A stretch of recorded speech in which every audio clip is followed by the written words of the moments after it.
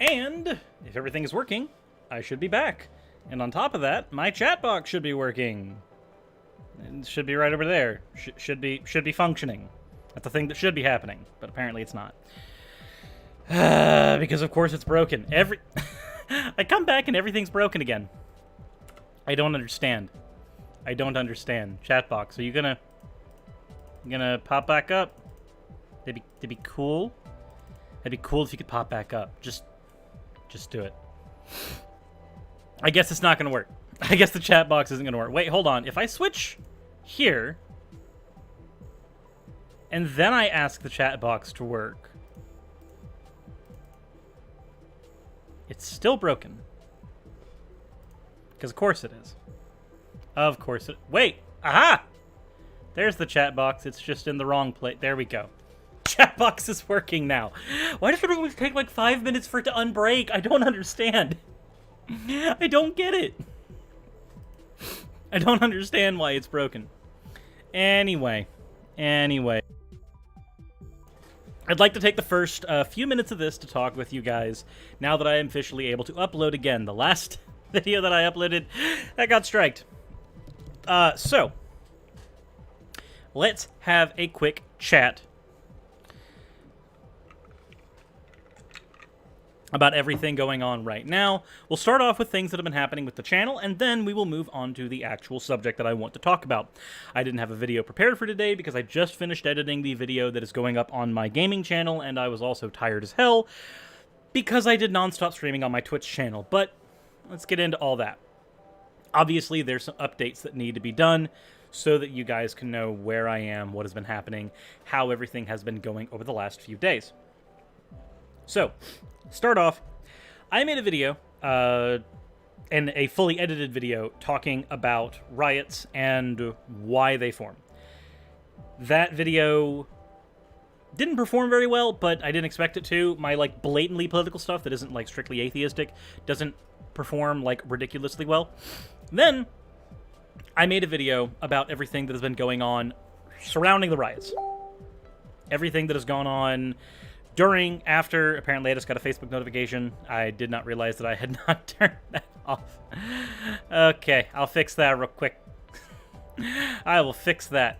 But, did a video talking about everything that had been going on where these riots were concerned, where the protests were concerned, and what I wanted to do about it. Because I can't actively go to a protest. At least, I wasn't able to actively go to a protest. We are going to probably try going to a local one that is happening here in, if I say the day, it'll be easy for anybody to, like, track me down and dox me. So let's not do that. let's not manage that. So, I'll get to Super Chats here in a bit. When I made that video, my point was to explain what I wanted to do and why. And what I decided on doing was going ahead and taking some time to do a live stream, a very, very long live stream. The original way we're going to do the live stream was through hosting various people on my channel and doing it was going to be a 3 to 4 day live stream, if not more, just gaming on my channel, even though gaming normally does not perform very well on my channel. However, the video that I released the day that I planned on starting that stream, that video got my channel a strike. Or rather, I got a strike after releasing the video. I think the strike was because I appealed it. The timing of the strike was weird to me. But regardless, so the video that actually got my channel a strike, which I can provide a link to in the description here in a bit if anybody would like it, was basically a 2-minute video with the song, I believe, Fight On, that was from Detroit Become Human, a game on the PS4, that is about a similar type of social rebellion. I did that video to that music at Raz's behest. Originally, it was going to be to a much older song, Which Side Are You On? But instead, I will be getting to that here in a second, Twisted Spiral, don't worry. But that video is apparently too violent. It violated YouTube's terms of service where violent content is concerned. Now, let's ignore the fact that news outlets are able to push out all of that same exact information anyway, and they get away with it perfectly fine here on YouTube. We'll ignore that. That is its own problem, and that has to do mainly with classes, and if you happen to be in a different class, you gain certain immunities, but that's not something I want to talk about right now. Right now, I'm just talking about what's happened with my channel. So the channel got struck, now I am back, and now I am doing a live stream where we're going to be talking about CHAZ, which I'll be getting to after I'm done with all this conversation. So, what did we do while the channel was down? I know we only had like 40-ish concurrent viewers at a time, so I don't know how many people actually know about what happened and what we did. Since I could not live stream on my channel, I live streamed on Twitch. We did a series of streams. It mainly was just League of Legends and Diablo 3. It would have been more, but it turns out my computer can no longer handle running anything besides really basic games. I'm thinking that most of my hardware is due for an overhaul. I probably also need to go ahead and put some new thermal paste on my CPU. The whole thing just needs to be fixed up, and maybe then I'll be able to have no issues going on down the road. But, ignoring all that fun stuff for the time being, I know I've said ignoring all that a lot, and I'm sorry about that. This is what happens when you do things without a script, or even without a plan for how to do things on your channel. You just kind of end up rambling on accident, or elsewise repeating things that you've already said. So, we ended up doing the stream, and we got $2,410. I believe that was the amount. It was either that or $2,450 over the course of 4 days. Nowhere near the amount that other YouTubers have been able to pull off, but I was going with literally my second smallest platform. My smallest platform, of course, being my actual YouTube gaming channel. So, that all said, I'm trying to make sure you guys don't have to hear it when I'm sniffling. I don't know why I'm sniffling either.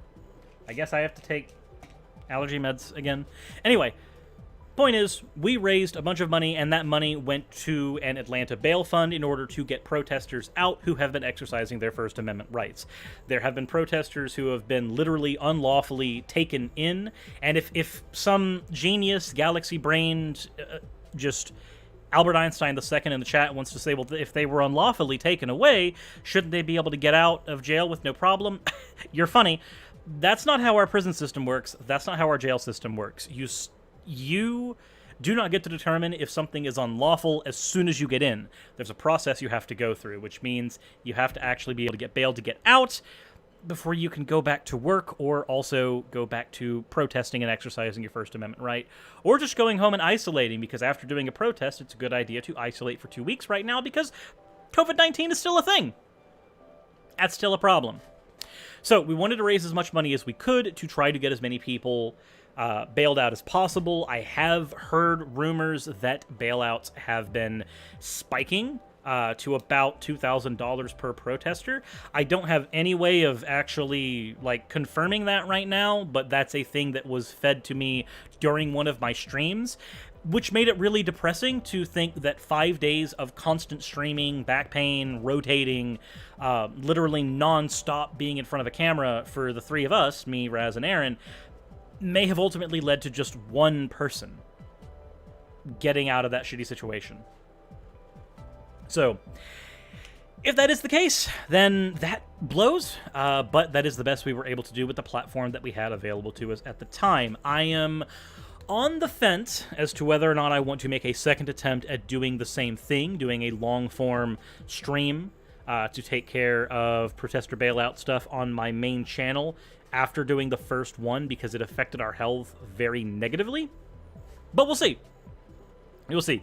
I also want to give a quick thank you to Jack and Quill, who's actually in the chat right now, because for everyone who sent in a donation, Jack and Quill offered up his artistic services to getting people sketches in return for doing their donations. Multiple donations also meant multiple sketches, so Jack certainly had his work cut out for him. So thank you, Jack and Quill. I saw you pop in the chat, so I figured I'd go ahead and give you that quick shout out and thank you.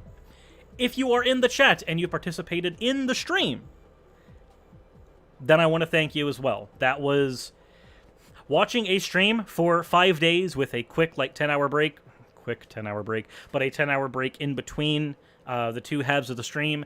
That's still a lot. I know it sounds like I'm thanking people for watching TV, but it helps me, which helps Twitch's algorithm promote me, which helps more people come in and realize that, oh, there's a bail fund thing going on. So thank you guys for that as well. All right, that said, we are going to be talking about CHAZ, which is the Capitol Hill Autonomous Zone. Before we get into that, I want to get into the few super chats that have happened so far, and I'm going to try to do super chats after any individual segment that I do so that I can use this for footage later on down the road.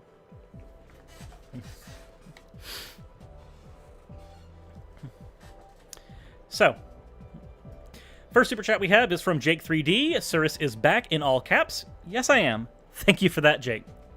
The Holy Spackle for $4.99 because Cirrus is cool AF, and I'm glad you are back. One of the good ones. Well, thank you very much, so I'm not sure what you mean by one of the good ones.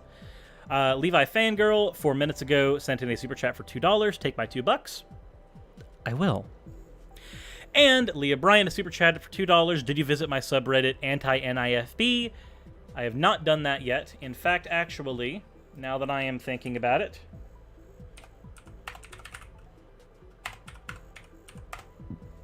I could actually take a look at that right now before I get into the conversation.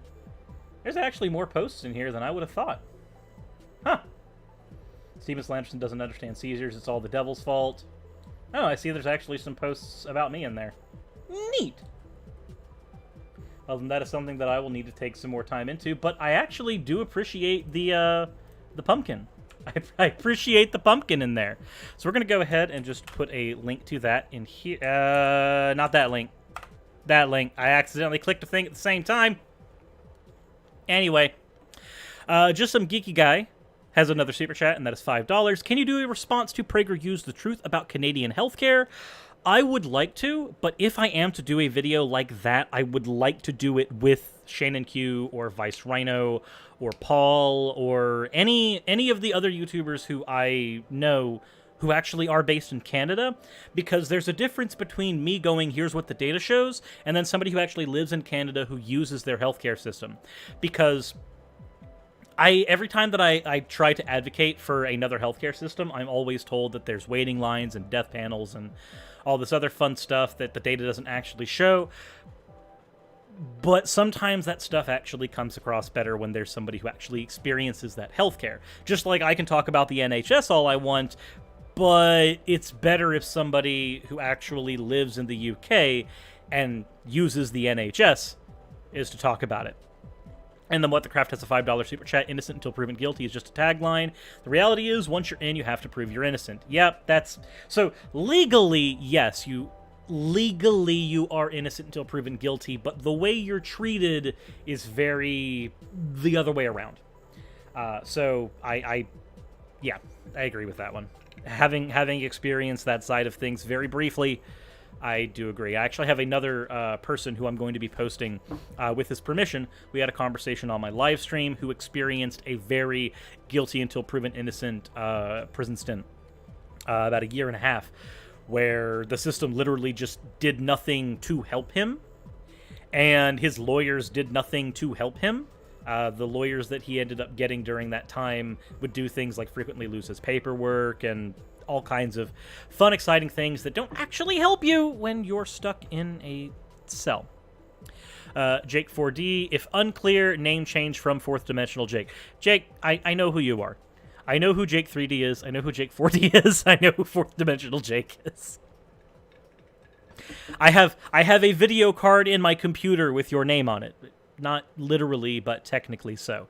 For anybody who doesn't know, the video card that is currently powering my PC, which was ever so slightly stronger than what I was using previously, was actually a gift from Jake 4D. I might just need a better processor and more thermal paste. Okay. Channel updates are out of the way. Super chats are out of the way. The next set of super chats will be read after I get done with the segment talking about CHAZ. So, what is CHAZ? CHAZ is the Capitol Hill Autonomous Zone. What is it? Why does it exist? We're going to start with a video from Bloomberg Quick Takes, or Quick Take News, of all things. Not the greatest that I could possibly glean in this particular scenario, But they do have a quick 1-minute video that can show a little bit of what it is. So we're going to take a look at that, and then we will get into a little more information there.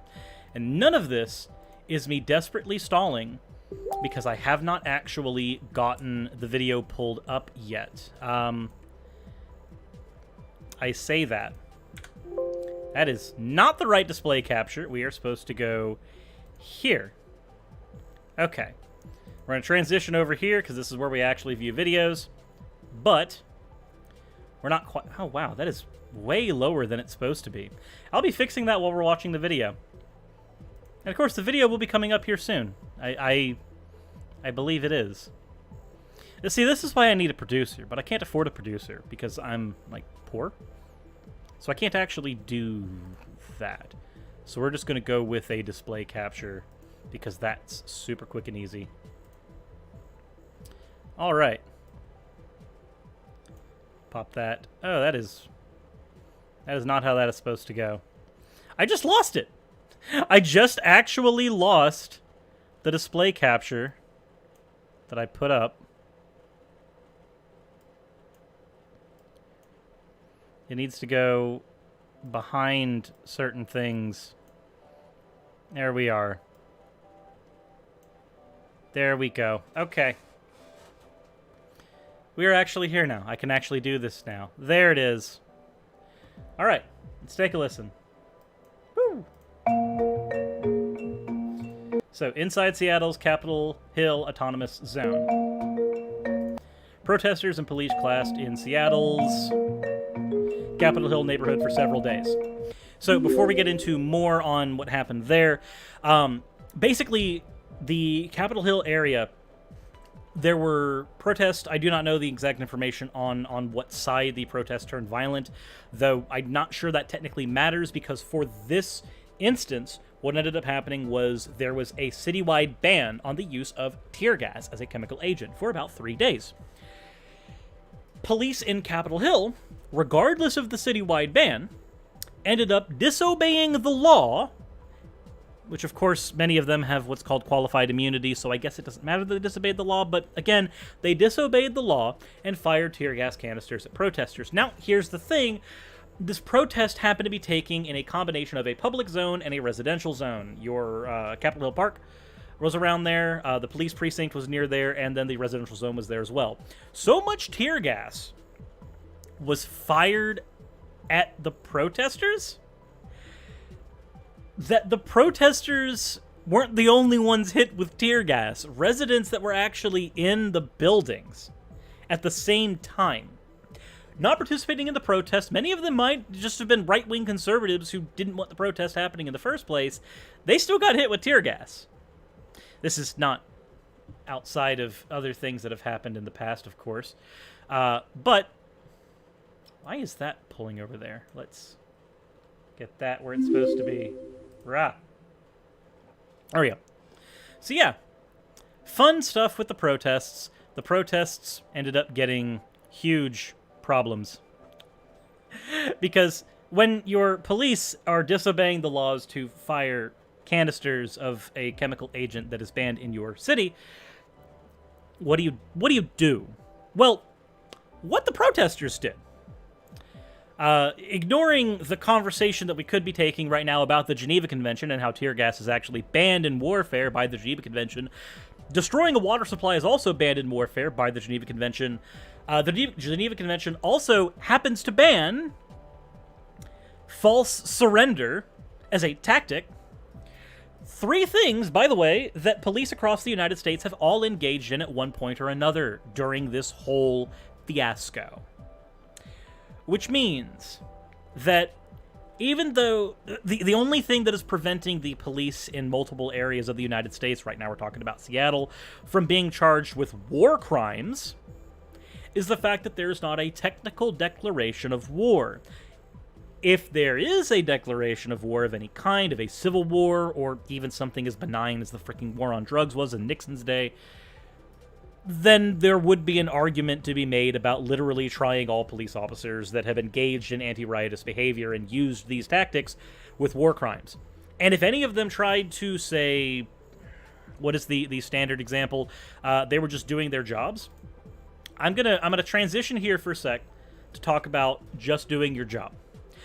While yes, just doing your job is an important thing, you can take off a police uniform and you can go do a different job. You can go work for a different precinct.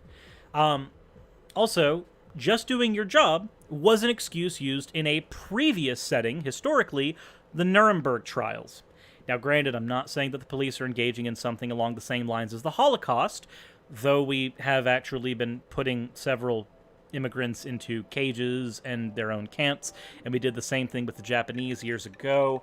I'm not saying that we are as bad. What I am saying, though, is that just doing your job is not a viable excuse for engaging in what would otherwise be considered a war crime.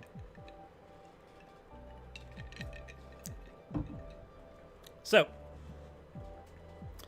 that said, popping back to the actual conversation, because that's where the chat works. Apparently the chat is broken again. Let's continue with their video.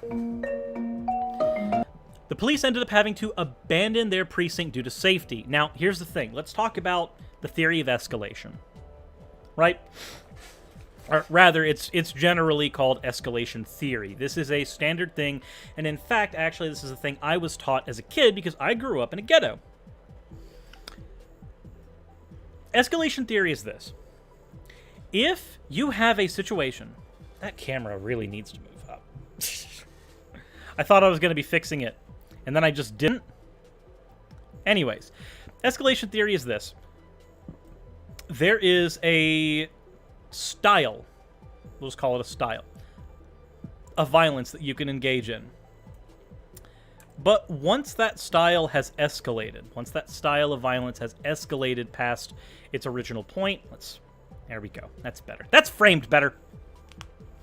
Once you've actually escalated violence of any measure, then the playing field becomes violence of that measure. Here's an example. Let's say you and I are having a conversation, right? And one of us starts yelling. What is the likelihood that the other party is going to engage in yelling? Pretty high. The likelihood goes up significantly. Now, let's say we're having a fist fight. If we are having a fist fight, punches and kicks, and one of us pulls out a knife, what is the likelihood of the other party pulling out a knife? It increases severely. Same thing with a gun. Let's say you pull out a gun in a fight. I am likely to pull out a gun as well if I have one available. This is the thing with escalation theory. Per escalation theory, you do not want to, if you have the ability, you do not want to escalate the violence yourself, because if you escalate the violence, the likelihood is that the other party will escalate to the same level, or even escalate higher. You pull out a knife, they might pull out a gun, because they might not have a knife available. So, let's frame this in ways that you would frame it for a protest. Whichever side starts engaging in violence, the other side will rise to violence to match or eclipse that side's violent tendencies. Once this has happened, things like attacking with tear gas happen. Now, granted, the reason I said that it doesn't matter who started it in this particular case is because that was banned, period. Just like if two people are having a fist fight and one person pulls out a gun to shoot the other in the head, it really does stop mattering who started the fist fight at that point. You've shot and killed a person. You escalated the violence past the point it needed to be. The sentence for the person who actually started the fist fight is going to be different than the sentence for the person who pulled out the gun. The gun is its own responsible area of escalation. So, this is why, usually, especially the military is trained in this, you are trained in de-escalation. Because the escalation theory of violence states that if you match your opponent or you usurp your opponent in violence, they are going to have to match or usurp you, and this continues until likely a death occurs. Now, if somebody wants to say death, that's silly, non-lethal forces have been used. People have been killed by rubber bullets. Medical tents have been attacked by rubber bullets, so people who would have survived elsewise are being shot anyway. And tear gas has also killed people. The name that comes to mind immediately is Sarah Grossman, who originally everybody thought had asthma, and that is what actually killed her. Turns out she had a fully working pair of lungs. So asthma or not, she died just because there was that much tear gas in her system and she asphyxiated.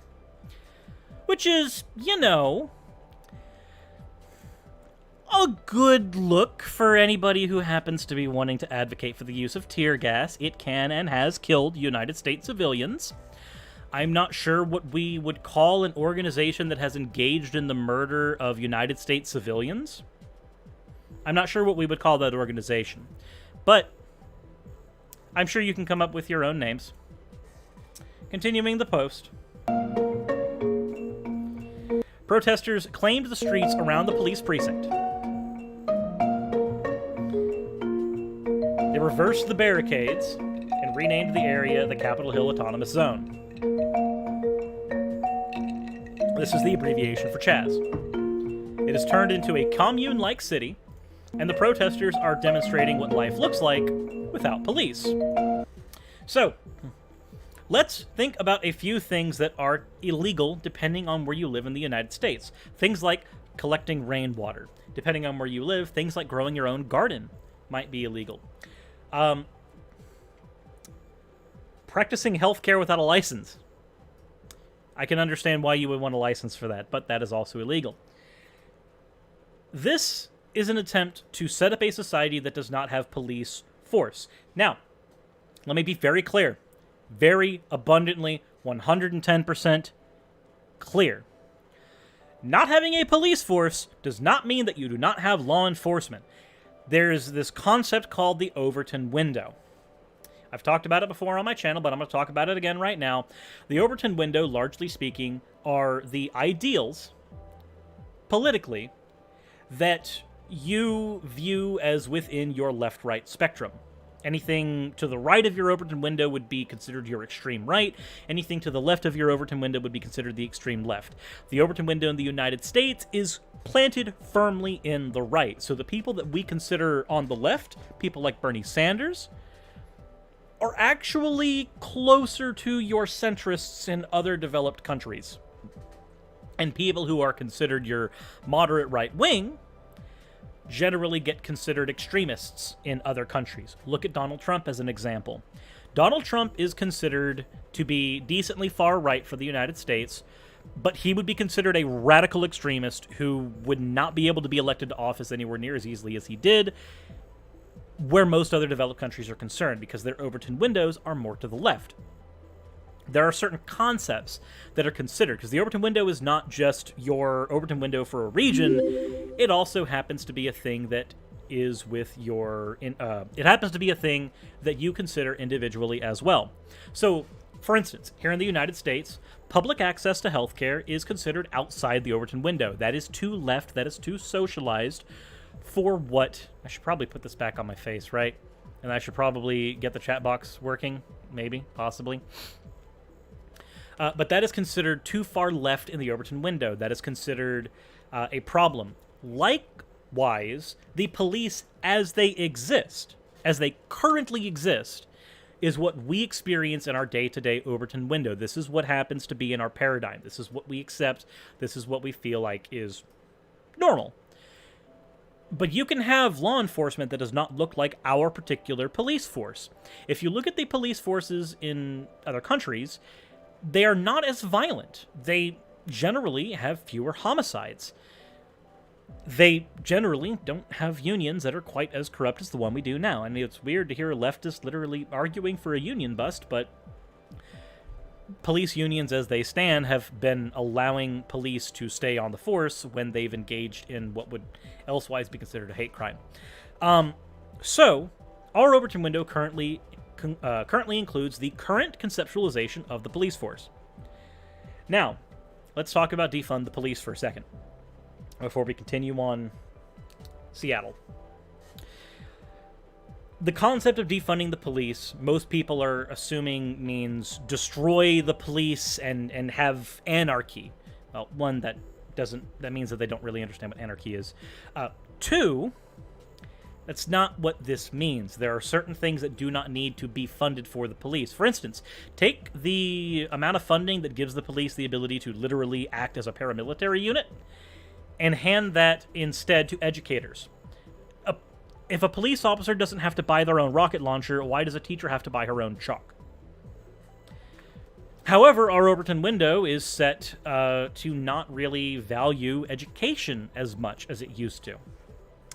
As a result, whenever you say things like, oh, we should have free education, you get some right-wing loony on the other end just going, well, I don't want to pay for someone's liberal arts degree. Well, I'm sorry, Joe. I'm just throwing a random name out there. But that movie you watched last night was likely directed by somebody with a form of a liberal arts degree. But, you know, I guess if you don't like your standard entertainment, But, anyway, so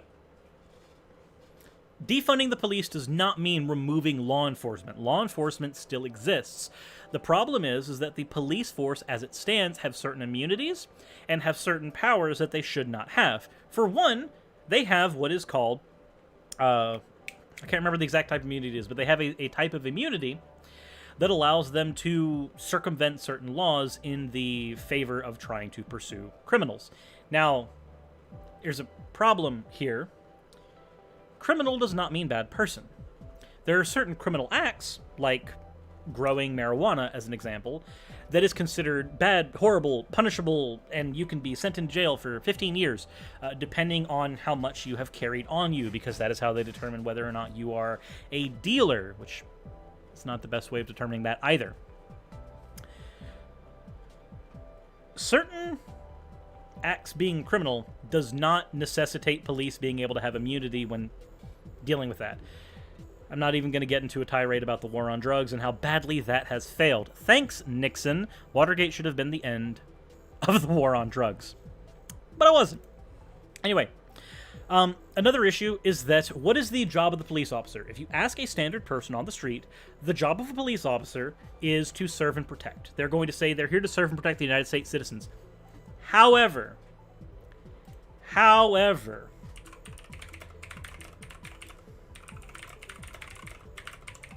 give me a second.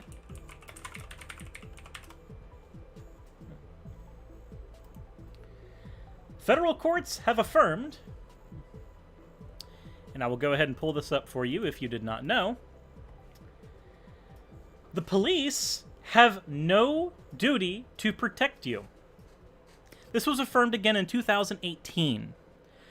So, if the goal of the police is to serve and protect, but there's actually not a federal mandate that they have to do that, then what are they serving and protect? Well, if they're not serving and protecting American citizens, the only thing they can be serving and protecting at that point is property. They can only protect capital.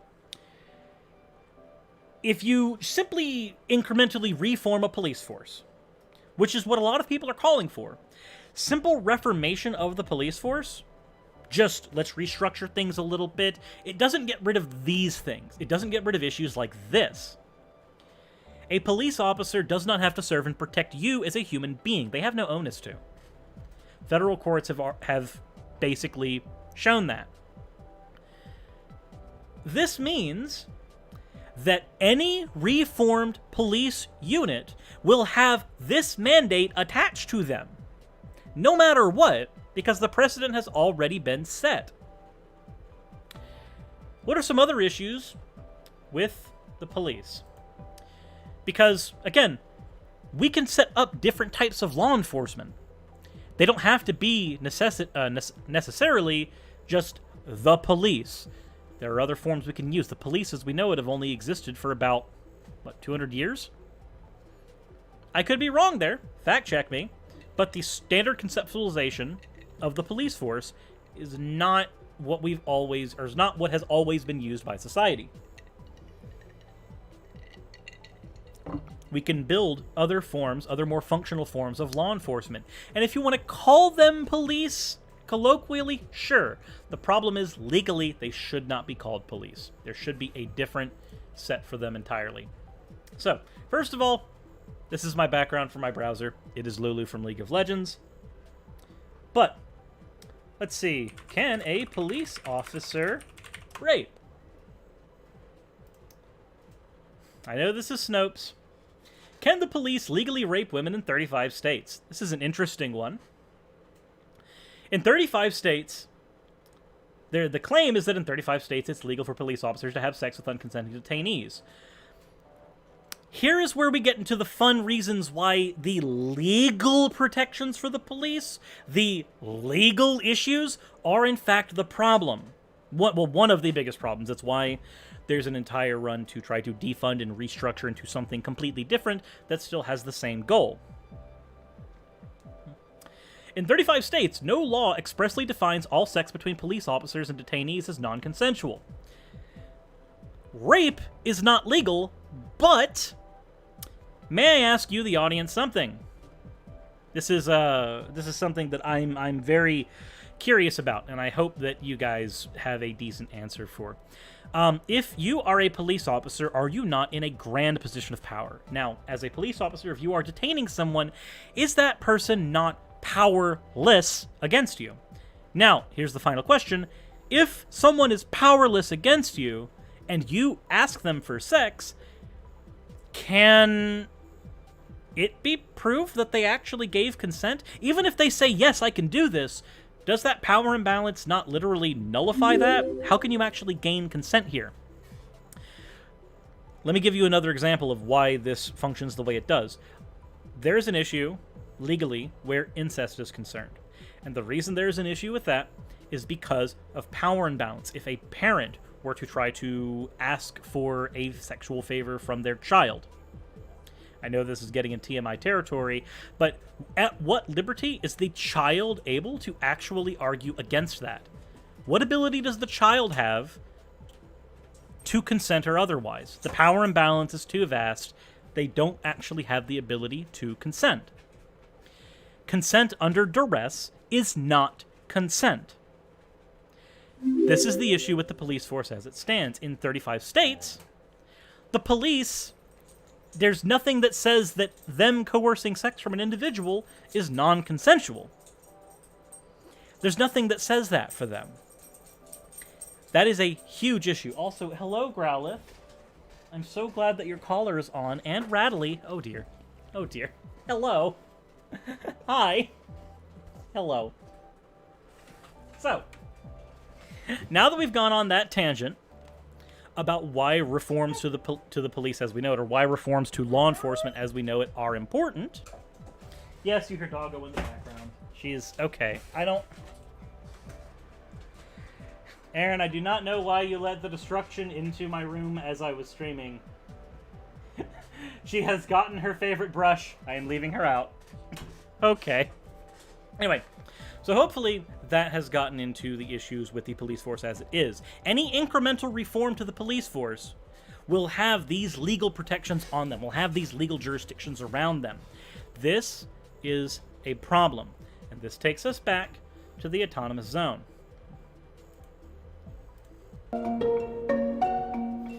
And what can you actually find in the autonomous zone now that I've gotten done talking about police reform and why a full-on restructuring of law enforcement, not necessarily individual police reform, is what should be done?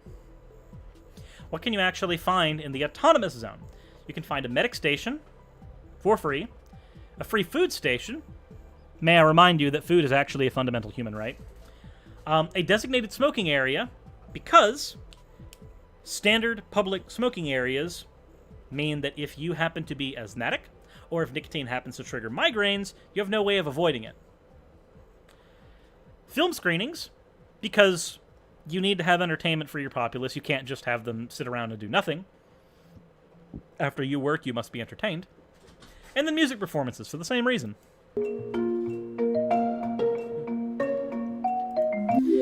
Now, how long can any of this actually last? I don't know. I am unaware. I think that food and water should be allowed to be bought and sold where restaurants are concerned if you want someone else to cook for you because you are buying the labor of the cooking. And certainly food should be able to be sold by farmers for a living, but having access to food is a right that is not actually given. We do not have... We have certain things like food stamps that kind of allow for that. But again, continuing on here.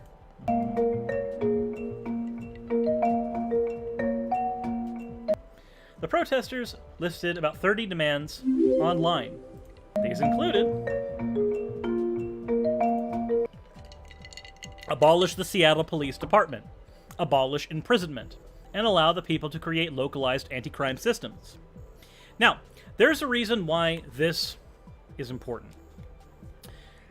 I mentioned why abolishing the police as they currently exist is an important thing. There are legal protections for the actual legal classification of police officer that allow them to have a great power imbalance compared to standard working class people. Abolish imprisonment as opposed to jail time. Now, I have a bit of an issue with this, but there is an argument to be made here. While imprisonment itself, as a concept, the concept of detaining an individual should be kept, the standard United States prison system is essentially a for-profit mega-complex. That system needs to be completely and totally abolished. Imprisonment as we know it needs to go away. What is the purpose of imprisonment? And if you say to keep the bad people out and keep the bad people away from us and keep the good people out here, you've already missed the point completely. Bad people and good people do not exist. There are actions that people engage in. Now, we can use bad and good as a measurement for people, but if I have an imprisonment system that says that this person's going to be imprisoned for having 12 ounces of weed on them, and then this person over here is going to be imprisoned for shooting a guy in the face, without, let's say that he was a mass shooter. One of these people needs to be kept away from the general public. One of these people was just enjoying a fucking plant. One of these people does not need to be imprisoned. However, our prison system happens to have way more people in it for drug offenses like that than it does actual mass murderers, actual people who need to be detained away from the population. Now, again, let's talk about what is the purpose of detainment. It is not just to separate the good people from the bad people. Detainment, the purpose of detainment should be, in a actual functioning society, should be reformation. The purpose of any detained individual should be to reform them, should be to get them to see the error of their ways. This is actually the same argument that I make against hell. What is the purpose of hell? Punishment. What is the purpose of punishment? Teach you a lesson. How can I actually apply any lessons that I've taught if I can't get out of hell? Same argument, same issue, same concept. There are other societies that have prison systems that have a much smaller rate of repeat offenses. But those prison systems are built around the idea of reforming. You go in there and you have access to a television. You have access to an actual functional bed, not just a 3-inch mattress on a stone slab. You have healthcare. You have everything taken care of for you while they try to teach you. They treat this more as something that you did something wrong. Why did you do it? Let's try to look at the actual reasons why you did. For instance, if we look at robberies, if we look at many crimes involving things like capital, most of the time we find that the reason this happens is because you, as an individual, were poor, disenfranchised, etc., and you resorted to violence as a means of trying to achieve your ends. Not all the time. Sometimes there's robbery just out of straight-up greed. But a lot of times, let's say that you are in a store and you happen to throw a thing of ground beef in a backpack, and then you get a couple years in prison for that $17 thing of ground beef. For all I know, you were just trying to feed your family. That's the long and short of it there. This person needs to be taught that, hey, while you were stealing to protect your family, while you were stealing to help them, this is not the proper way to do it. Now let's try to get you set up in a situation where you can actually feed your family. Now, why do we have repeat offenses in the United States? Because a lot of times somebody will say that, oh, well, if prison is more fun for the individual, then they're likely to repeat their offense because there's no actual punishment. But that doesn't actually fucking happen. In other countries where they have less repeat offenses, their prison system is much less strict, much less harsh.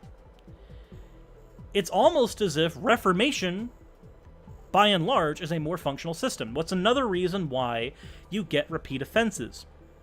Most of your crimes involve stealing of things like capital.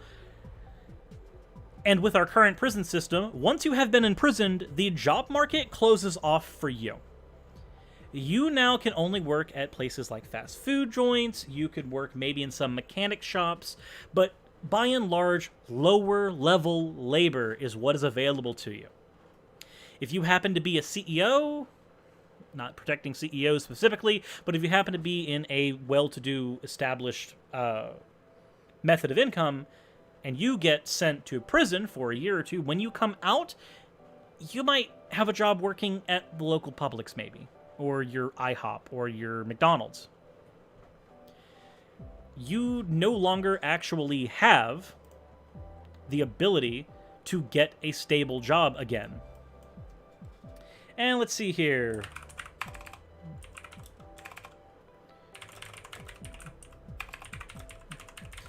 Say, what other countries am I referring to? Well, let's take Norway as an example. Let's look at Norway's numbers. Norway prison system versus United States.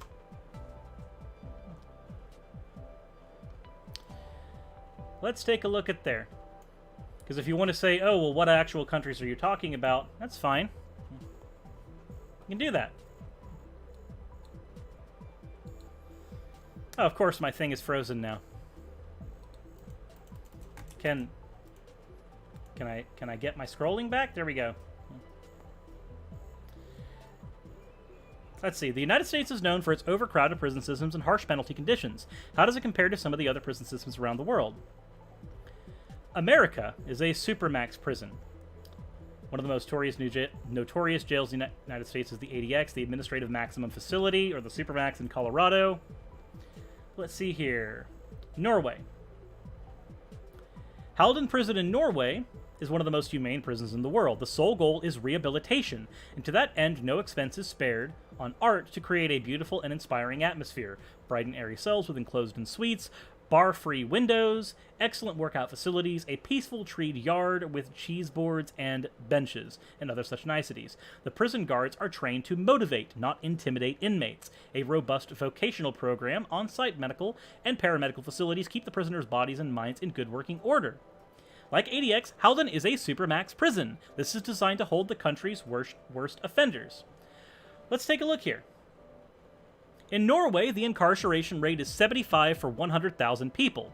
In the United States, 700 for 100,000 people.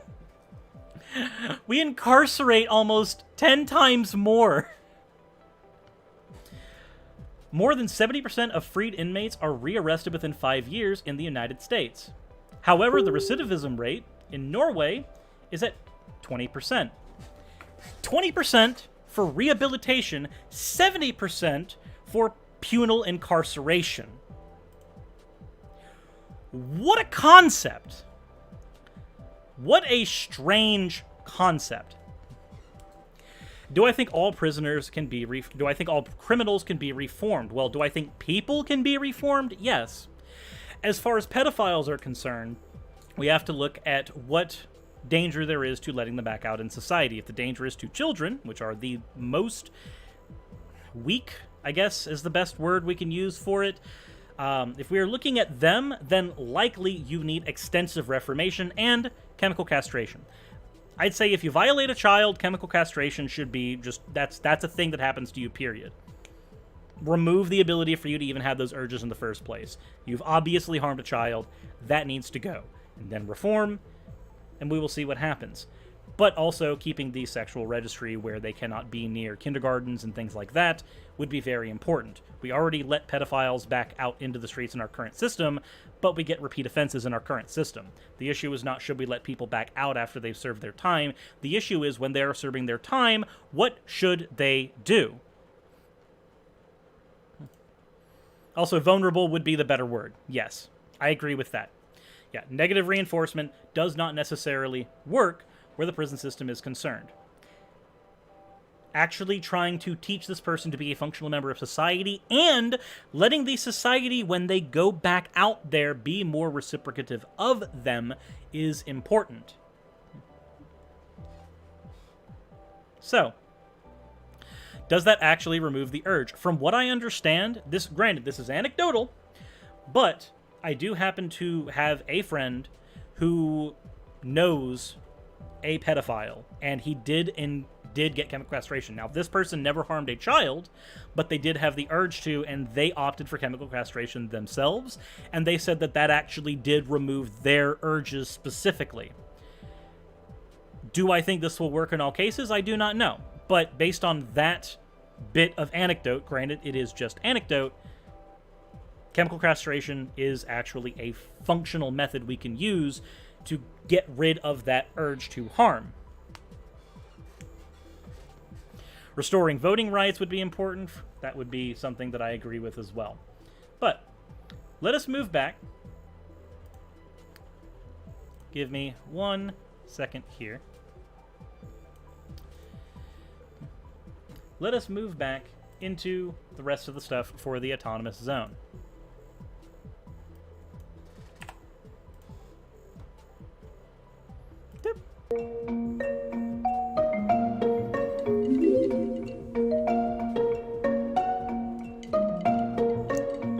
Now, Trump has called for government officials to take control of the area again. Now, here's my take on this. Technically, that area was originally in control of government officials, so this is not necessarily simply Trump being the authoritarian nutbag that he normally is. But, on the other hand, we are a country of the people for the people, and the people have reclaimed the area, so... But, we will see what happens there. I'm curious to see how this actually comes into play. Trump is saying things like, take back your city. Now, well, the city was not taken. A handful of blocks in the city were taken. There's a large difference. And if you are a person who says that law and order is more important than actually helping people, then you're probably the type of person who is the actual issue in the police department.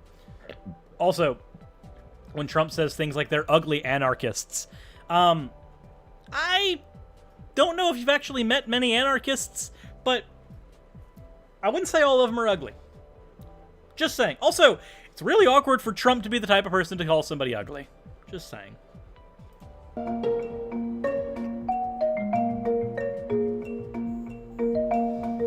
Seattle mayor has received backlash for the police tactics used during the protest.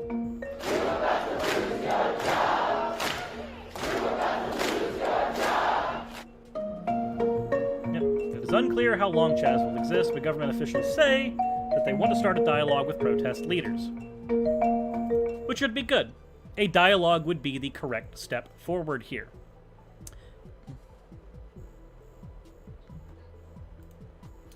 If you want to know exactly how much has been taken over, this was just provided to me by a friend.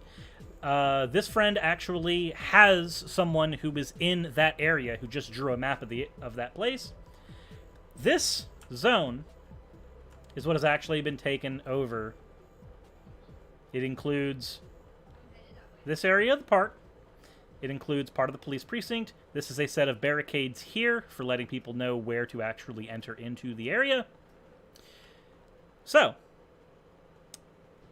that is the actual amount of area that has been taken over. Not, I repeat this, not an entire city.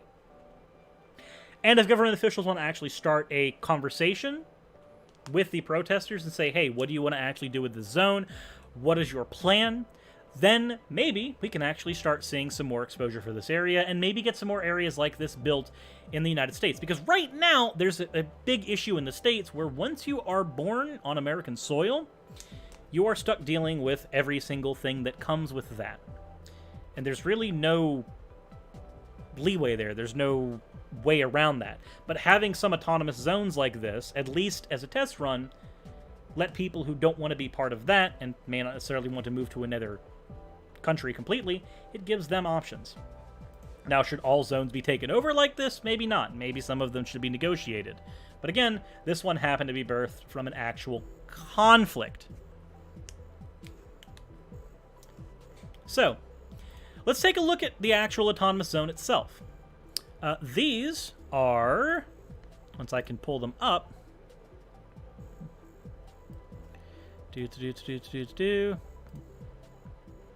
we go. Granted, this is on Facebook, but these are courtesy of a Zen Wolfang, who is a photographer in the Seattle area. These are pictures of the autonomous zone. CHAZ occupants transform, even symbolically, parts of Cal Anderson Park into a community garden at the Capitol Hill Autonomous Zone. Parts of the park are being repurposed into a functional garden to provide food to people in the zone.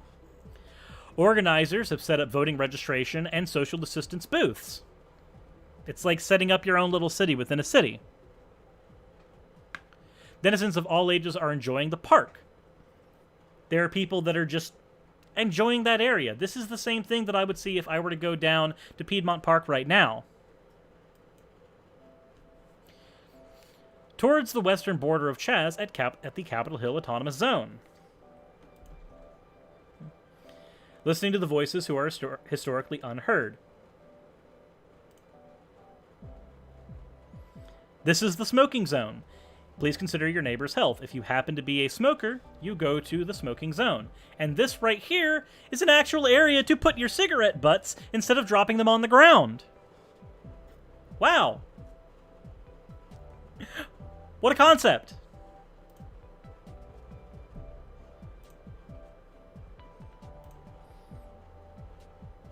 Granted, it does seem very densely packed right now.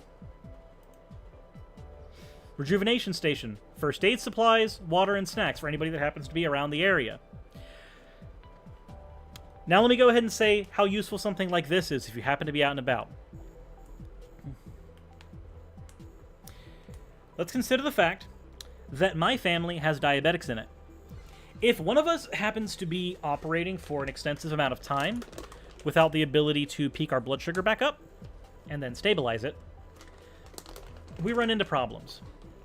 I have a very small form of this. I've not actually been diagnosed with diabetes, but when your blood sugar starts to drop, there are huge issues. If you are out and about in this area, having an area that can provide you with snacks, very important, because snacks spike your blood sugar back up, especially if they happen to be sugar-loaded, like banana chips. They're incredibly helpful.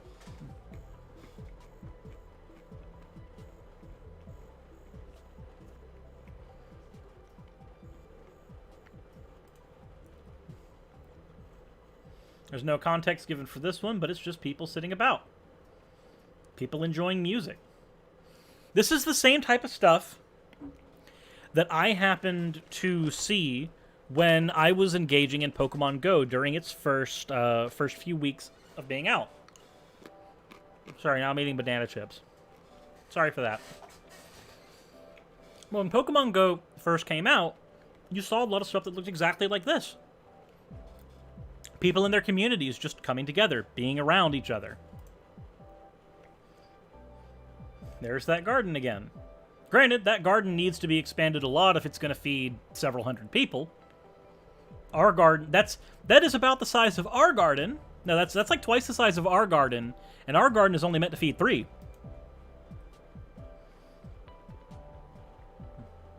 But there's your actual blocked off area for the zone. Things that are not actually taught in their full extent in the United States curriculum. We don't fully cover the Trail of Tears. We don't fully cover slavery. We don't fully cover Chinese workers, Japanese internment. We don't fully cover any of that in history. We glance over it. I was not planning on clicking that. Welcome to Capitol Hill Autonomous Zone. They have people walking around taking the job of taking your trash and recycling for you. You're now entering Free Cap Hill. I don't know what is going on in this. Oh, live music. Live music concert. First aid bringing up the rear. Yeah, look! You can see back here in the actual... I know that I'm showing it right here, but first aid supplies. Looks like some hydrocortisone. Those look like rounds of gauze. Not 100% certain.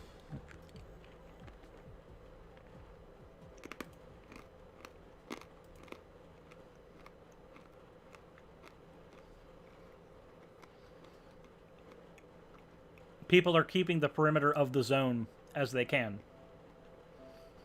So you can park outside the zone and then get in, but it's looking like actually being able to get into the zone, you have to get past the perimeter.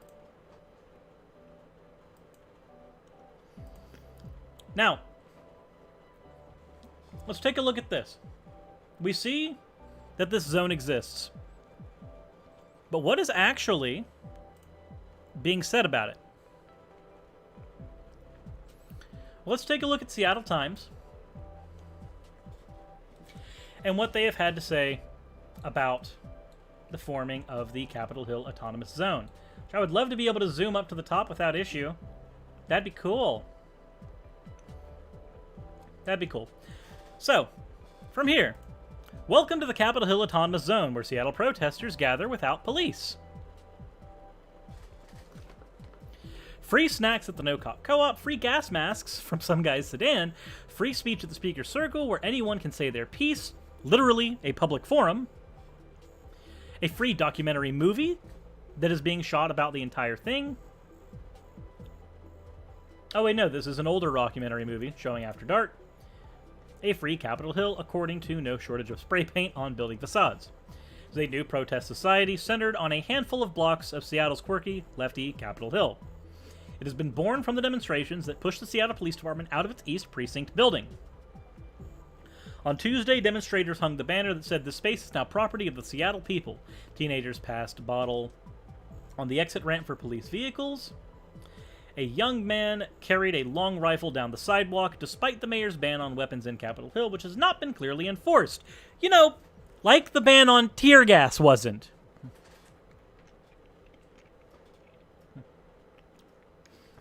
A man passed out flyers calling for a Thursday meeting to help answer the question of now lingering demonstrators.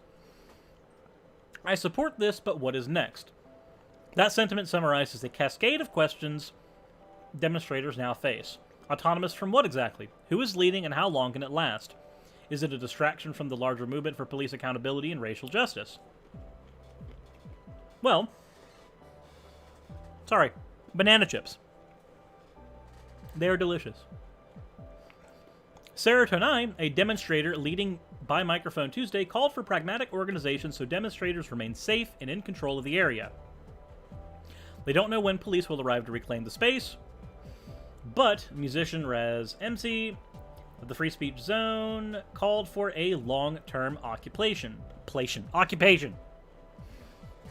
Said this is not Coachella, but an opportunity for demonstrators to make it what they want. Bring your sleeping bags, bring your tents, we are here. It said the demonstrators intend for the East Precinct to become a community center and location for organizing beyond the protest for community action. So there are some long-term goals.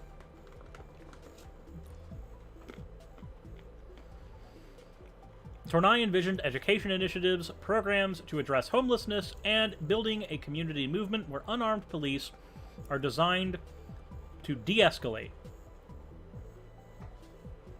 There's that concept. Police who are there to de-escalate situations.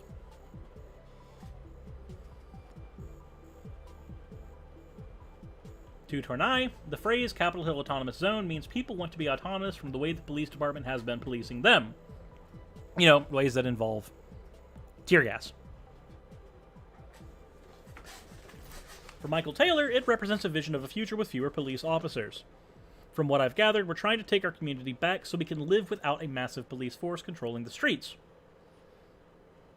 Sorry, patrolling the streets. I'm sure they're very different. Taylor said, adding that since the police left, I noticed that I'm looking over my shoulder less. Seattle police are still responding to 911 calls in the area. The movement loose, egalitarian, and scattered for now, seems to hearken to previous moments of social change. A speaker Tuesday afternoon mentioned the Occupy movement. A handful of people raised their hands to acknowledge that they were part of that effort. The speaker warned of lost momentum and infighting during that previous movement. Other activists mentioned previous civil disobedience occupations in Seattle, that they ultimately created new spaces for community groups. For instance, on March 8, 1970, more than 100 members of the United Indians of all tribes and their allies took over Fort Lawton, which would later become Discovery Park, proclaiming that they, the Native Americans, reclaimed this land known as Fort Lawton in the name of the American Indians by the right of discovery. Because they were literally there first.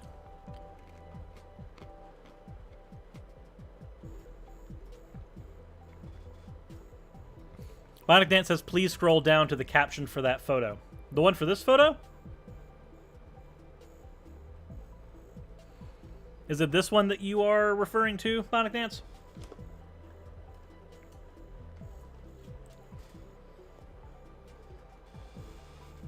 One of three, Xander Cannon and his mother, Felon Sierra, draw rainbows in the intersection of 11th Avenue, Pine Street, Wednesday in Capitol Hill Autonomous Zone. It was declared after law enforcement left the area earlier this week. Alright, now I'm about to... I did not mean to click... Opera, help! Stop trying to help me, Opera. I'm fine. Okay, banana chips are a problem. They really are. So, after months of demonstration at the previous area, we're still talking about the American Indians. It led to the construction of the Daybreak Star Indian Cultural Center in 1977. It hosts a permanent art collection and serves as a Native American cultural space. Likewise, in October 1972, Latino activists, after months of negotiation with Seattle leaders over community space, occupied the shuttered Beacon Hill Elementary School. Dozens stayed to sleep in classrooms after a tour of the abandoned building. We are trying to dramatize our needs to unresponsive agencies. After spending months there, demonstrating and even occupying City Hall chambers, the school building was renovated and the community group El Centro de la Raza had a home. The social justice organization remains influential to this day. And I'm not going to continue on with more of these. This is just different instances where this type of occupation has actually worked and led to positive change. So, what do people in the area actually have to say about this? Well, neighbors living on Capitol Hill said Tuesday that its relative calm was a welcome reprieve. It has been a constant of sirens and helicopter noises from Sophia Lee, who lives about a block from the East Precinct, adding that it was a relief and violence had actually subsided. She could walk outside without fear of retaliation from the police for protesting.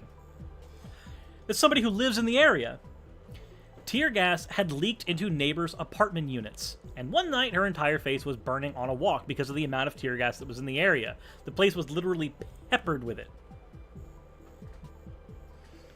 There is no singular central organization or person that is leading all of this, Lee said, adding that autonomy, depending on the person, means so many different things.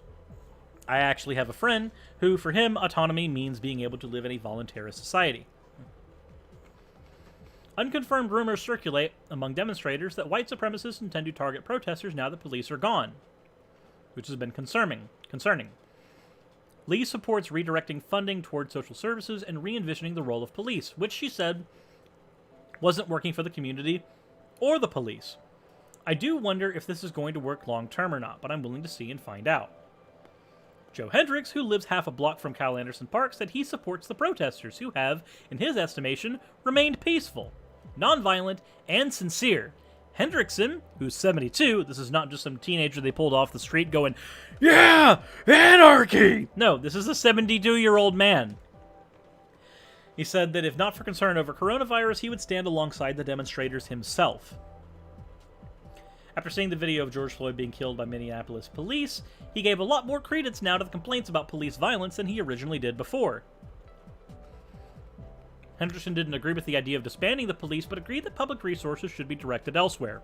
Again, defund.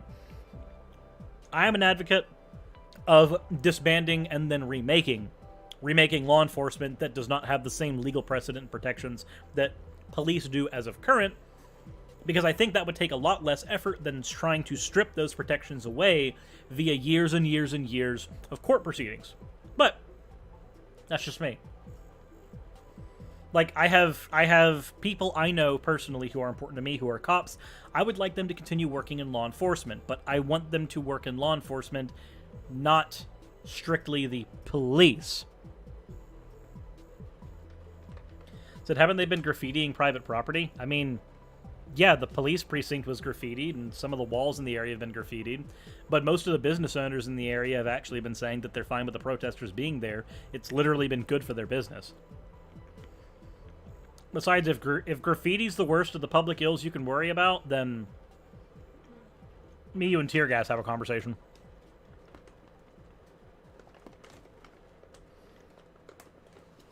So we're not real easy with the autonomous zone. My understanding is that they're patrolling and protecting, but they're just random guys that have a gun.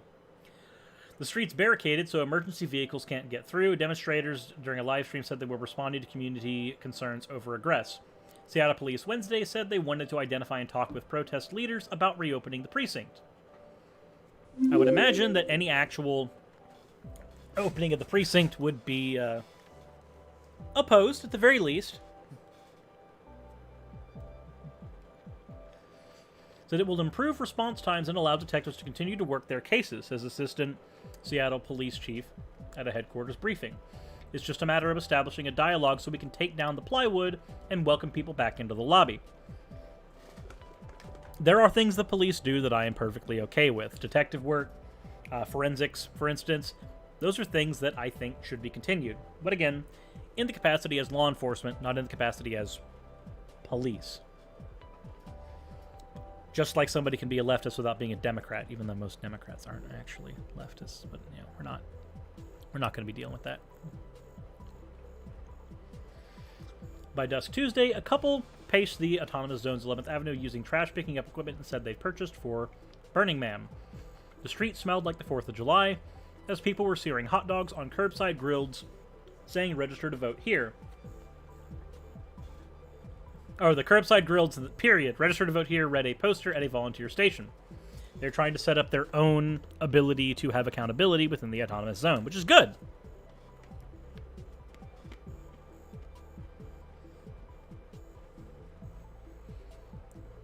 Star Raptor, it seems to me like you have beef, and the beef isn't necessarily with me, so I'm going to stop responding to you.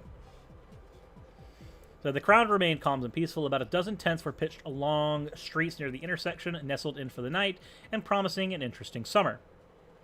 And that is the end of that. There is another news article that I have on the area as well.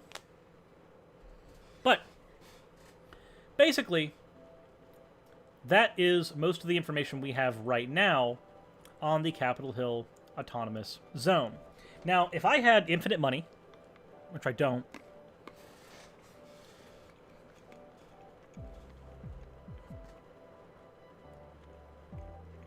if I had enough funding, I would like to go to the Autonomous Zone and see what things are like there.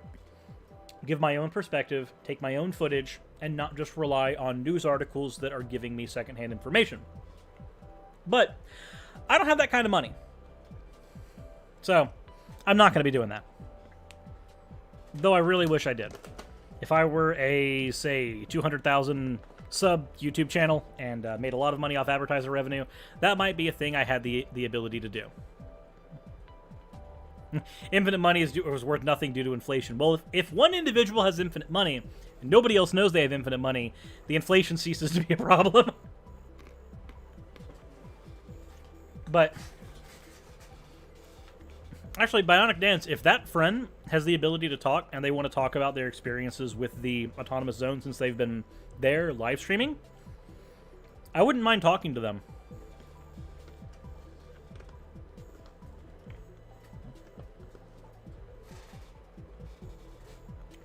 Oh, yeah, no, I'm not talking about different Raz. Different Raz. Very different Raz.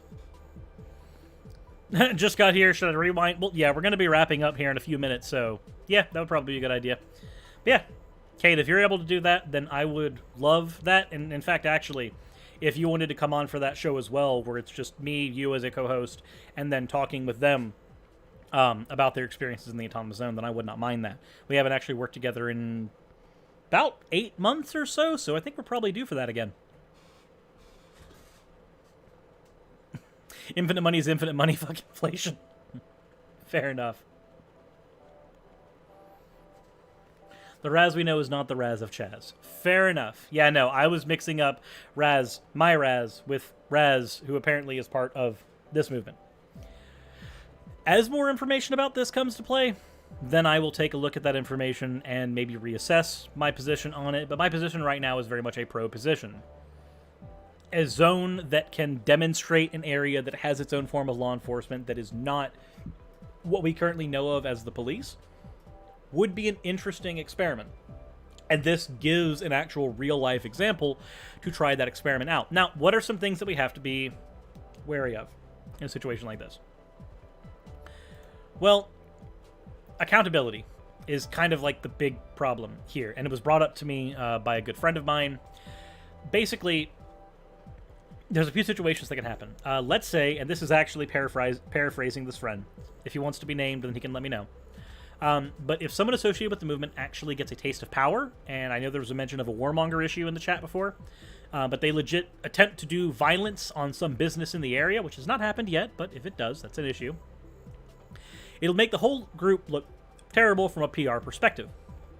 Not only that, but it will delegitimize the ability to have autonomous zones like this at all.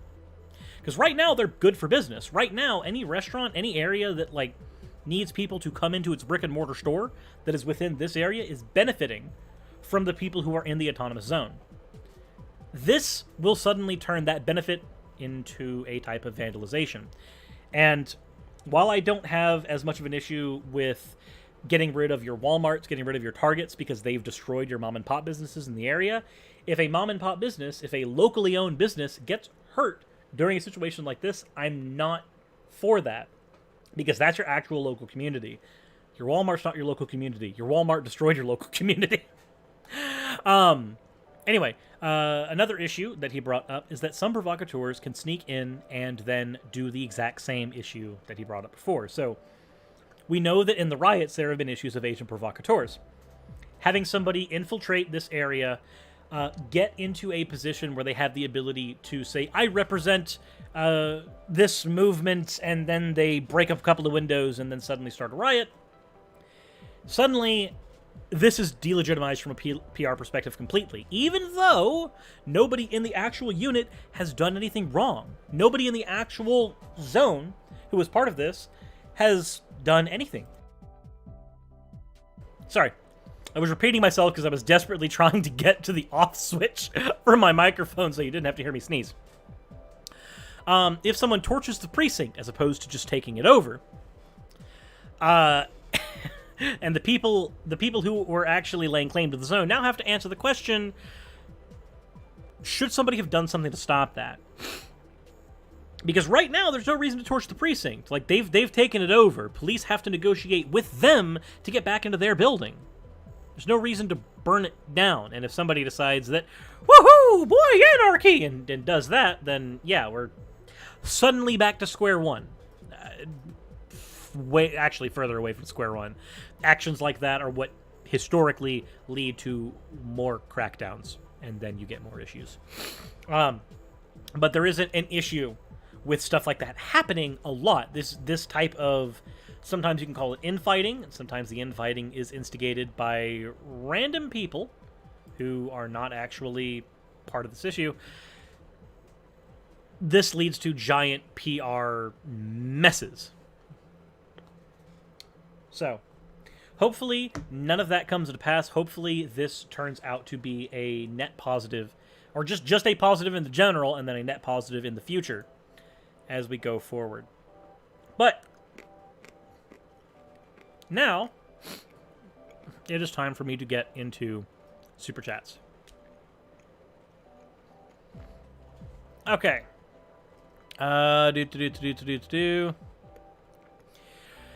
Now that we are done with this, we are going to get into Super Chats and then have a few minutes of just calming down, having a conversation, and then I will be done for the night with today's video.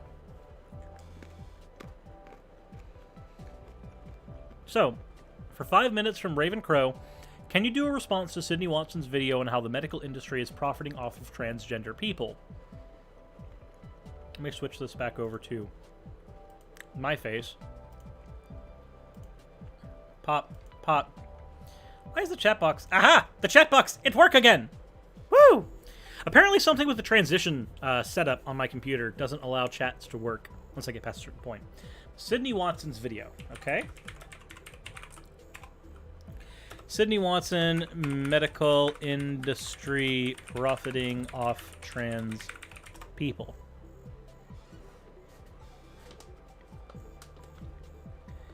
How the medical industry profits off of oh,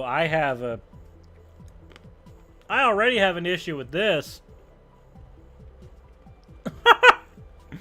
Okay, let's flip over to that for a sec. How much bait can this be? For one, there's the rainbow flag behind her, which is not the trans flag.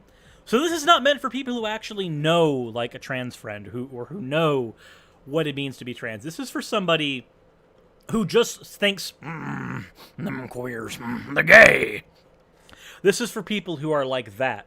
You see, the rainbow, we're gonna take back the rainbow from them queers. That's the type of person this video is already for, with me seeing that. Like, if I were to do a video about trans rights, for an example, I would not put a rainbow flag behind it. I'd put a trans flag behind it, if I were to put a flag at all.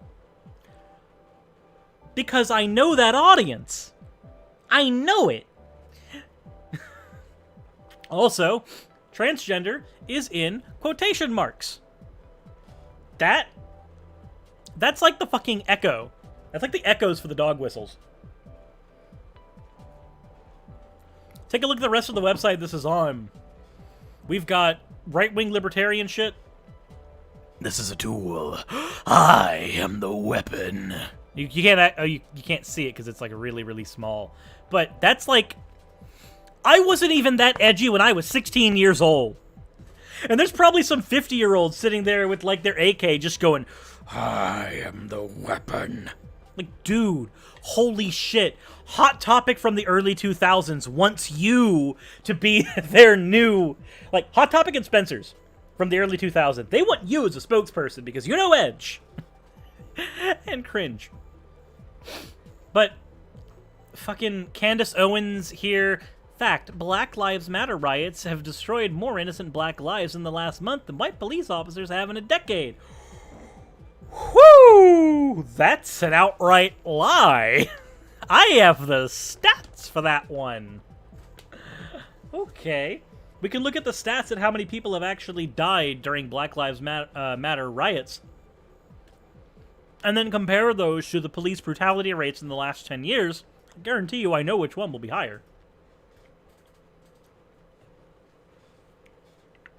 Okay. And then... So yeah, we're all gonna need therapy after this.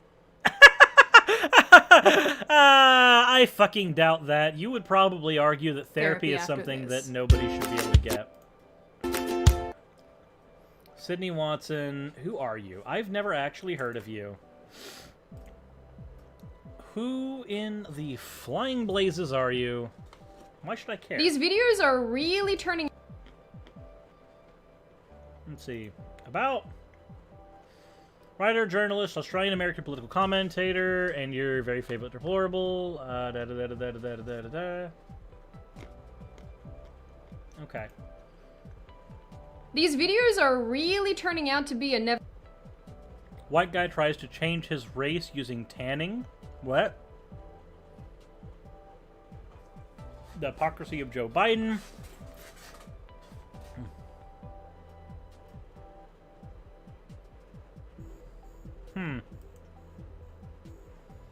The rise of too many white people, the rise of self-segregation.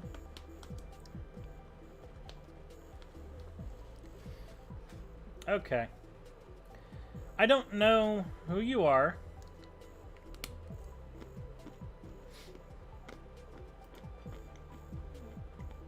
but I will watch your video later, and I will make a determination on that.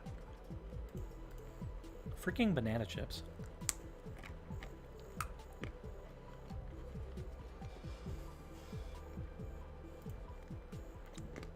Okay. Now I'm having to chew. Damn it. Why is my chat box still broken? It was working. Read my audio. Let's get that a little bigger.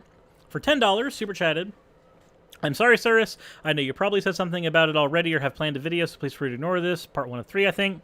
Another $10. It came to my attention that this hour that Trump has successfully demolished LGBT non-discrimination for health insurance, and I wanted to ask how you felt. I just saw that article as well. I have not actually read it, so I don't have an opinion right now, but based on the headline alone, close-cropped haircuts. That's going to be my therapy. Anyway, I know... I'm just kidding, by the way. That's a joke. I would say it's time to get him out of office. I would say that if that is true and accurate, which it likely is, knowing our administration right now, then the impeachment should have been something that had some more lasting issues. Like getting him out completely and telling him to just stay the fuck up in Trump Tower and leave the rest of America alone for the rest of your life. Said, I know most things are about BLM right now, and that absolutely needs to be talked about, but I also know that LGBT African Americans face so much more discrimination than other LGBT members. Part 3 of 3. Thank you very much for the $30 cumulative donation, and that is a thing that I planned on tackling after I had a chance to actually read about it, which I have not done yet. Kuma Climber has super chatted $2. Thank you for being my entry into the left. Well, I am glad. Hey, the chat works again! Hi, chat! Anyway. Super chat $2. Thank you for bringing my entry into the left. Well, I am glad that I at least was an entry into getting into some more reasonable positions.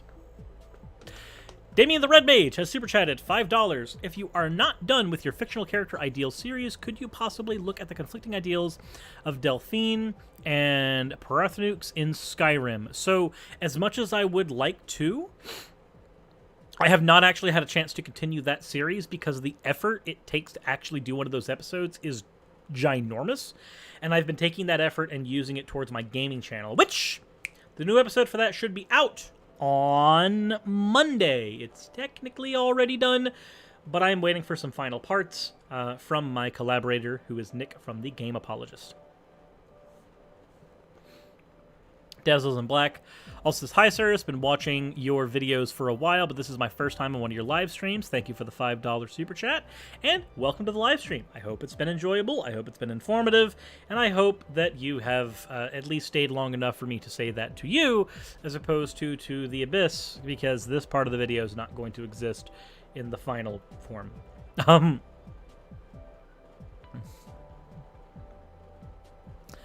Real Lock has super chatted $2. L5P Autonomous Zone. Leah Bryan has super chatted $5. I'm a lefty environmentalist, LGBT plus feminist, and anti-war activist BLM supporter, but I still love guns. Remember, armed gays don't get bashed. True. There's a fun saying, which is if you go far enough left, you get your guns back. You cannot properly have a proletariat defense against a tyrannical government without weapons. You need weapons. Weapons are important. I don't know how many times I have to say that. Proletariat revolution doesn't happen unarmed. Quessa has super chatted 5,001. Thank you very much for that. Soren Brinian has super chatted $5. You know, something is wrong with the system when you send several officers armed with guns to check on a suicidal 16-year-old. Actually happened to me. Yeah, if you want a kid to not be suicidal, the best thing to do is to walk at them with a gun. No, it's not. The Real Lock super chatted $2. Restore voting rights. That was for people who have been imprisoned. Roshu was right for $2. I actually don't know who that is. And for $2 again, Real Lock has said, end fucking qualified immunity. I could not agree more. Raven Crow with the $5. She is a Trump-supporting journalist and makes many videos I think you will love. Also, check out her climate change video. Oh, goody! Oh, boy, I am so happy. That is the best Christmas present. I will drink to that. This is a good Christmas present. This is Diet Root Beer because they were out of Diet Dr. Pepper. I don't even like Diet Root Beer.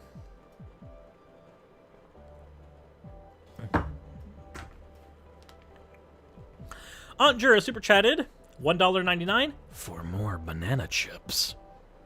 Thank you. Unfortunately, this is not just banana chips. This is a thing of trail mix. Tropical trail mix. It has some banana chips in it, but it mostly is populated by dried mangoes. And turns out, I actually don't like dried mangoes. But I have copious amounts of trail mix right now because they were meant for the long-form streams.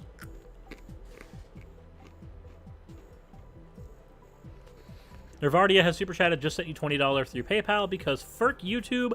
Thank you for that. That is incredibly helpful. Especially considering that YouTube is not the best when it comes to paying me. But that's what community support is for. And thank you guys for that. Tropical Trail Mix, more dried mangoes for me. You know what? If you want the dried mangoes, by all means, here. Have it. It's yours. The mango is yours.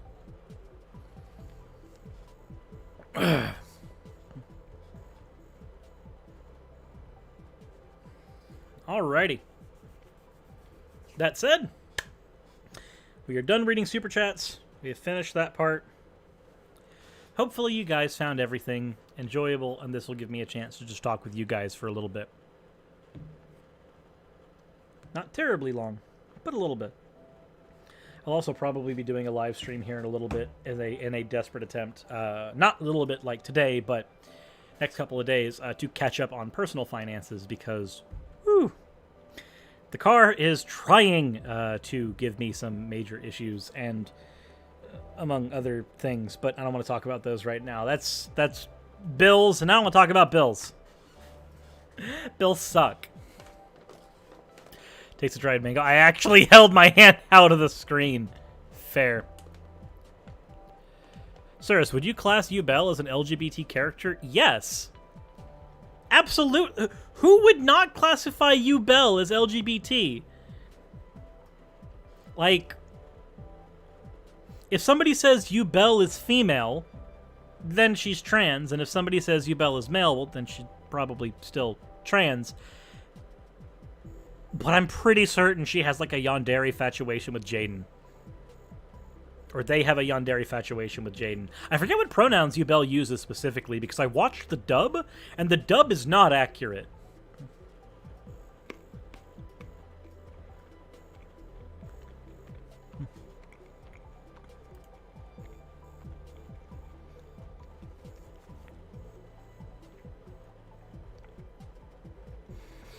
Yes, Anna Bounds. Trump undoing LGBT healthcare rights. Basically, the things that prevented doctors and medical personnel from discriminating against LGBT people,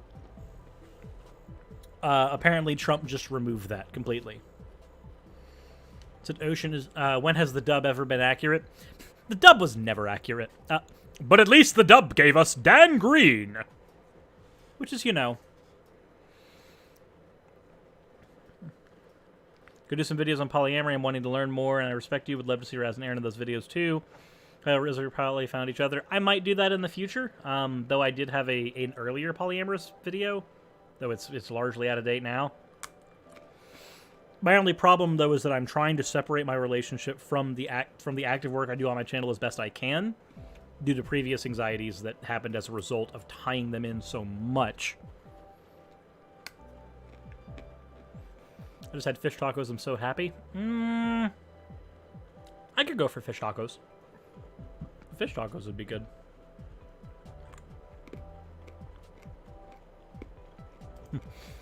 So, sirs, my sister is a turd muffin. She puts things in my shampoo just to mess with me. I hate to tell you this, son of Cyrus, but it was actually me who put things in your shampoo. That time that you had a very minty fresh head and it was toothpaste, that was me. That time that you couldn't figure out why you couldn't get the oily feeling out of your hair, I put vegetable oil in it. I'm sorry about that. I know that that doesn't... I know that that was traumatizing for you, but I didn't mean to. I'm sorry.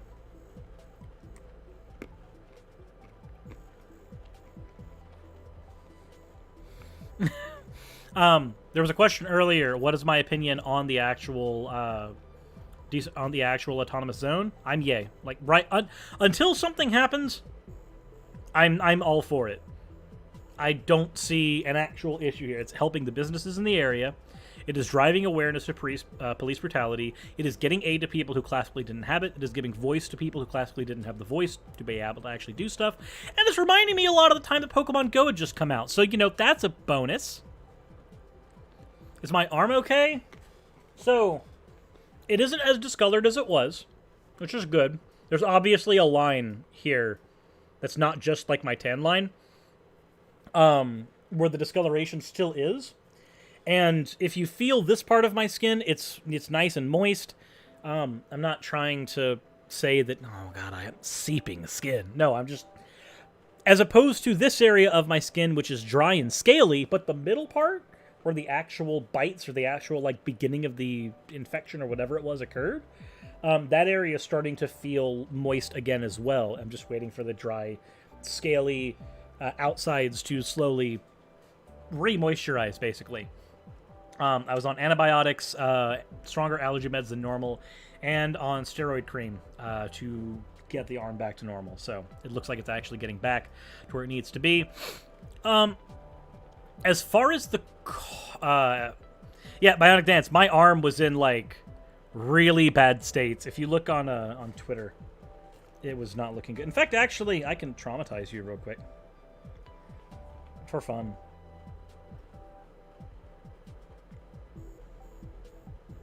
I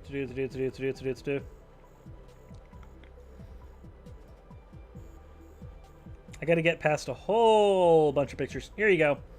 Here you go, Kate. This is what was going on with my arm. I just sent it to you on Facebook.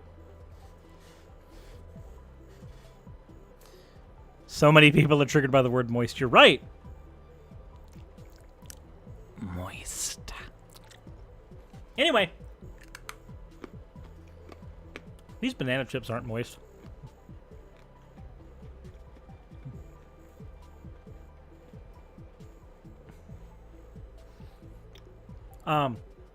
Nervadia said, can I show myself out here? You actually can, Miro, if you would like to do so. But I can... Why is the only... I forgot, I can't look at people's channels anymore. It automatically just goes, did you want to report this person?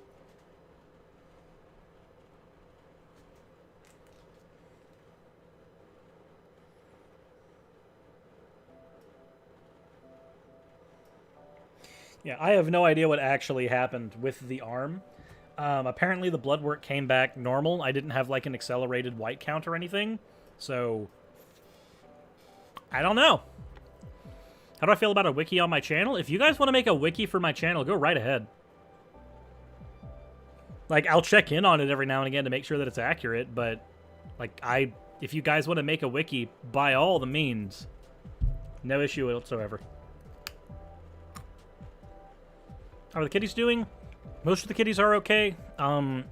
We need to try to figure out a way to get Hylia into the doctor, because he's losing a lot of hair on his left side, and we don't know why specifically. So.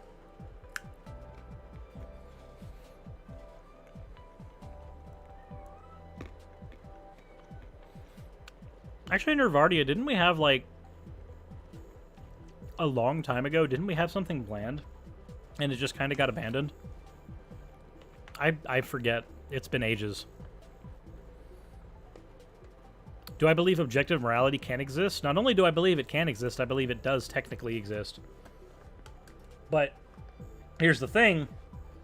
By my definition, objective morality is just anybody who has a type of morality that has an objective quantifier. So, if a Christian's objective quantifier is their Bible, they have objective morality. The object is the Bible.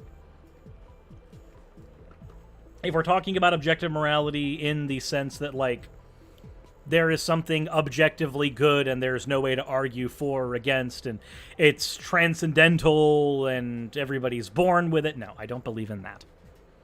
I don't believe that at all. Not in the slightest. How do I check to see if the Triforce is intact? I don't know. Shinny, how do you feel about Vosh? He's new. I don't think he's an atheist, but he's definitely a humanist. Vosh is an atheist.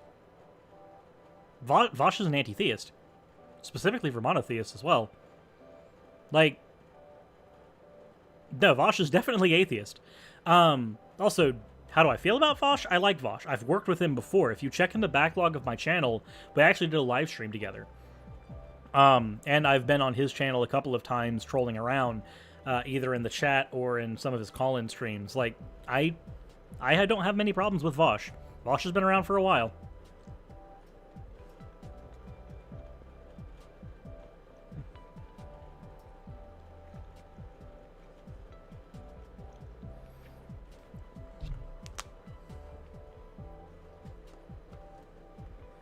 And technically, if we want to go back in time, Vosh has been around for longer than he did YouTube because he was doing Twitch and debating people on Destiny server way before his YouTube days.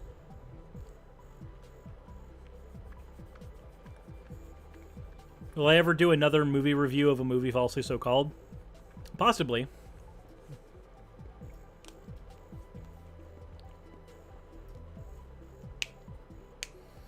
Ugh. That said, he had a talk with ContraPoints. Yes, he had a debate with ContraPoints. Cat girls versus dog girls. You know, as you do. I do think his point about cat girls being too tsundere is true, though.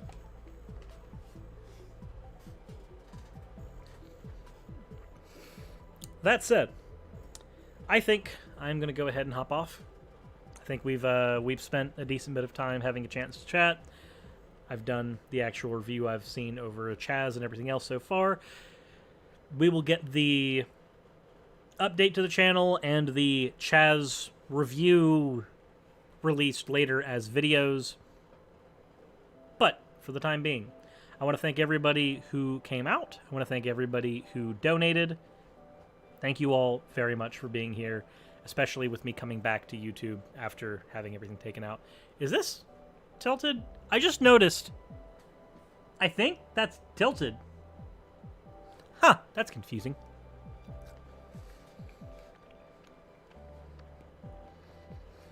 Orla Seraph just linked Nervardia's channel a little while ago.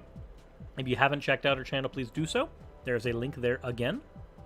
So please, check that out. And I am going to see you guys later. Thank you guys for stepping out. And I will be back at a later date.